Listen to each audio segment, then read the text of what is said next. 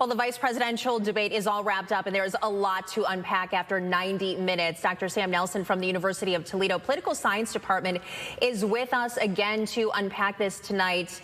Sam, Senator Kamala Harris and Vice President Pence, what's your impression on this? So that was a pretty conventional debate that looked like how debates normally look. And so it was kind of refreshing, actually, to be able to watch and learn a little bit about the platforms of both candidates.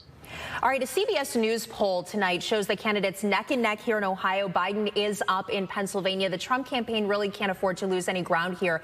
Do you think the president is pleased with Mr. Pence's performance tonight? I think he probably liked things like the attacks on the Green New Deal, the effort to link Biden-Harris to that, although they don't support that.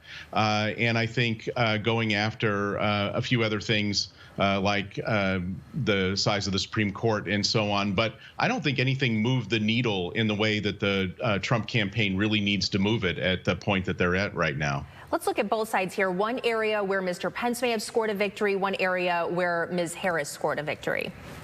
So I think that she was mostly focused on criticizing the administration's record, opened up right at the start with COVID response and health care.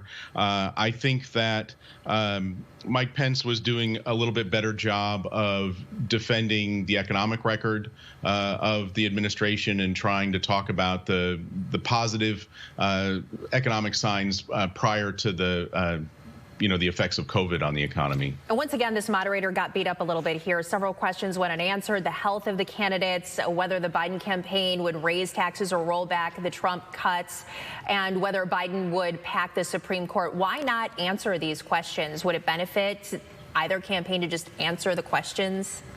Well, there were certain questions I think each side didn't really want to answer. I was really surprised, actually, to see both of them kind of evade the question on abortion rights. I can't remember the last time I saw a Republican candidate not want to take a strong stance against abortion rights or for the pro-life side. And I think that Harris also kind of avoided that question a little bit more than I expected. She had some statement of support, but it wasn't quite what I expected. Yeah, notable. Another big topic here, of course, the coronavirus and the White House failure to act fast enough, according to the Biden campaign. How do you think each side performed on talking about coronavirus? I think that was a lot easier case for Harris to make because we have obviously an awful lot of information, and 210,000 lives lost is a really hard number to argue with when Vice President Pence was trying to bring up the swine flu.